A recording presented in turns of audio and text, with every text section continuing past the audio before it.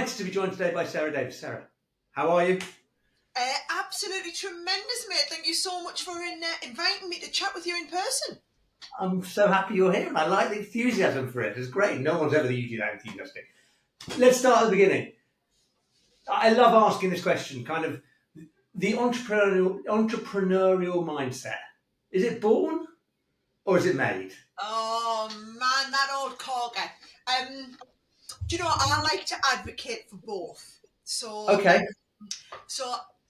And actually, so both my parents were. I grew up in a little pit village in the northeast of England, and my parents ran the local village shop.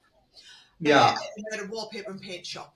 And so when people ask me about, were they born or made, I guess I was born to entrepreneurial parents. So you could say Yeah. it's in my gene. But I don't think it was the genes. It was the fact that, because it was a wallpaper and paint shop decorating store. I would see decorators come bang on our door at 10 o'clock at night because they were leaving for a job at 6 o'clock in the morning and needed a tin of paint mixing. And my mum would go in a dressing gown and a slippers and go and open the shop and mix them a tin of paint.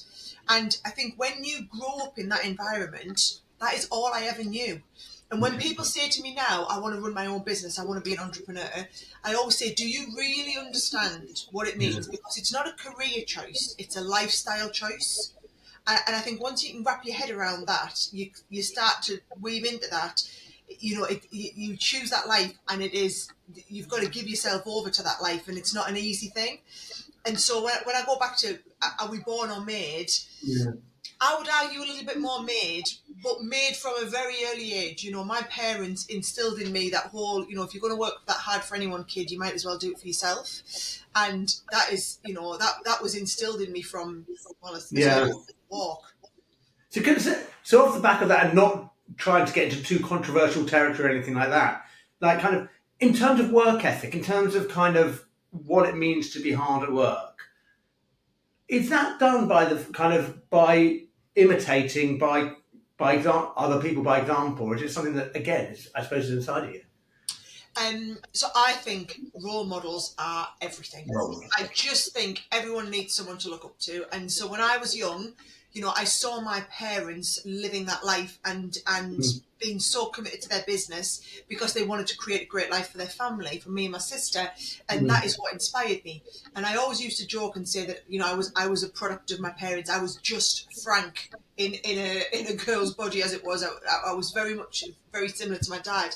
And then I met my husband when I was 15, and he had a really big positive impact on my life. And then, I went off to university and I started following loads of. There wasn't that many business women when I was younger to follow, so a lot of it was businessmen. I mean, crikey, Dragon's Den started when I was at university, and so I used to follow. That makes me feel really old, but there we go. They're as old as Peter Jones feels every time I bring it up with him, I can tell you. I'm in trouble for that. But I just think that's what I always did, is I used to find people to look up to and to emulate myself on. Not just, I used to try and look at their good bits so that I could take all the good bits, but then I also used to psychoanalyze the bits that I didn't like, and so that I could learn from that and not be like that. But I just think for me, it's those big moments in my career, whether it's people I've followed or whether I used to go to a lot of talks when I was younger, a lot of entrepreneurial talks or big business people, and I would take so much away. And ironically, this is the one big thing that I kind of weave in all my speaking, I can never tell you what they told me. I can never actually remember what it is they said. What I remember is how they made me feel. And so every time I go into a talk, I know, and I brief with a client on, who's the audience, as the customer, what are you wanting for your audience to get out of this? I always want to know, how do you want me to make them feel? Maybe I'm the keynote and I'm starting off the event and I'm trying to get everyone G'd up for the day, or I'm wrapping everything up and I'm making sure they're taking home the key messages. But I'm like, they aren't going to remember what you said. They are going to remember how we made them feel in that moment and how do we galvanise that. And for you, how do you kind of, when you're judging yourself kind of after you've done a speech, kind of how are you judging? Is it because of the number of people who come to speak to you afterwards? Is it because you just innately feel it? Like when you get the one? I love doing the events in person because you can feel the energy in the room, and I'm a big one for audience participation, but not in a really cheesy way. But I'll always be like, right, guys, there's three major things that we're gonna land here today, and I want to see people writing notes. And then when I do see people in the audience, I'll go, yep, gold star for you over there, listen, and then I'll say, oh, can I have a show of hands? Who thinks they're really good at doing this? And as soon as you get people more engaged like that, and it's hard when you've got big audiences, but I try and make eye contact at some point with as many of the people in the room as possible so that they feel like I've really spoken to them. I nearly always I don't like to do it on auto cue. I like to have it in here and be able to deliver it like that. And I feel like as long as I can make it feel like it's personal to them and that business and that situation at that moment, and I can deliver it as though it's just from the heart, off the cuff. Yeah. Then what I like to see is at the end when people want to come and speak to me and they say, oh, it really resonated when you talked to me about mum guilt and how you overcome that and there's no place for that, or, I'm really going to heed that advice about getting the work-life balance in, or whatever it is. And then what really hits me is when I see the social media tags afterwards. Okay. And it's when you see the tags and you'll go, Sara Davies said X, I needed to hear this today. And it's those ones where you can see that you've had an impact on someone's life that I think, yep, I've done my job today. Amazing. I love that. I really like that.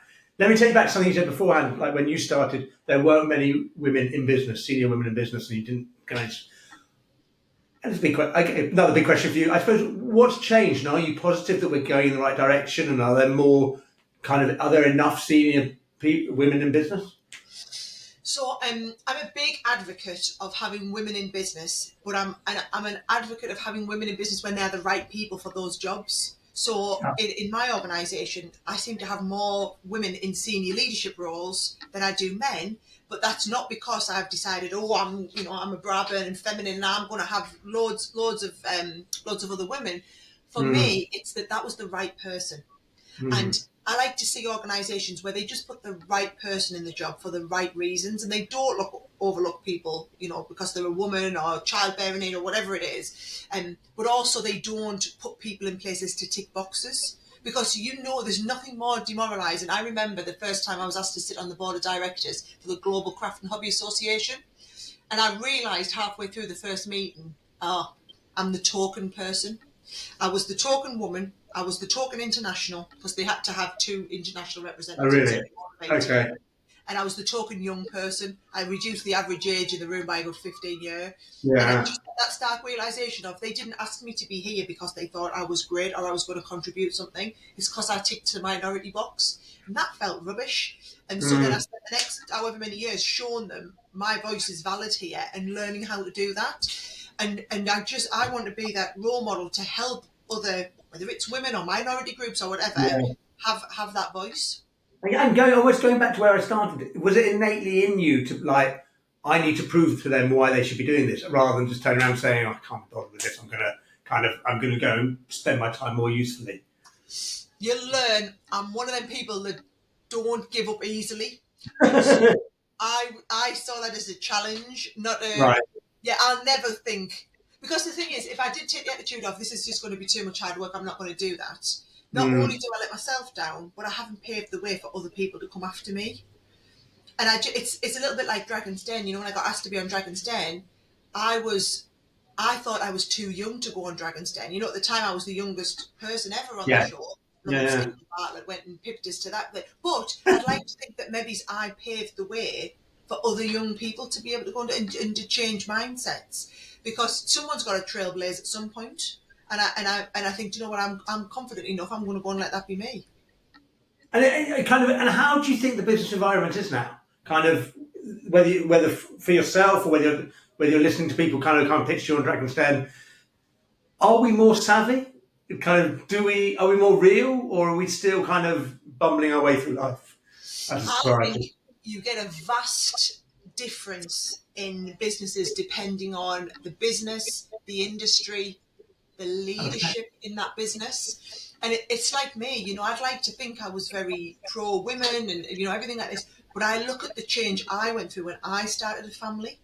And Mm. it really changed my attitude, not only to working mothers in my business, but to working fathers, because I needed the business to be, empathetic to my husband as a working father, Yeah. because we have to share our parental responsibilities, and it until you can have that empathy, it's really different. It's really difficult to be useful in that role. So I try and put myself in as many situations as possible where I can have empathy, or I can understand enough to be able to show some empathy towards that. And I think that's the biggest way. But the difference is, I choose to have that mindset. I see a lot of businesses that don't have leadership like this, and that's really difficult. But the ones that I enjoy working with are always the ones where you can see they're not just trying to do the right thing for CSR. They try Yeah. and do the right thing because it's the right thing to do. Can I ask one last question? And it's on those lines, but I'm just interested. Yeah. So, how do you perceive how we value experience? I think one of the interesting things for me I see is kind of with the rise of social media, the internet, and kind of everything about digital, kind of the fact that this is taking over, and now we've got AI and whatever's next. Maybe we've lost sometimes the value of kind of people having lived experiences of dealing with people, etc., and we're just interested in the next shiny thing. So I think the biggest skills that anyone ever brings to any table are EQ. Mm. And it's the ability to have empathy and to understand experiences. And if I look at me as a leader in my organisation and how I operate that, I'm not the best at everything I do. In fact, I take pride in my business knowing that I'm not the best at everything, or a lot of things that I do. Um, but I am comfortable enough in my own skin to surround myself with the people who are the best. And like you say, things like AI, the way the world's changing, you've got to embrace that, not cling on to something that was in the past. Yeah. But I think it's about, you'll never have life experiences from that. And I just think my organisation is a lot richer as a result of the varied life experiences we have around the table and that people bring to the table. And that's what I try and encourage the most, I think, in my business. Sarah, I don't want to take too long. A million other questions, but for another time. Thank you so much indeed. It's been lovely chatting. I have really enjoyed it. Thank you.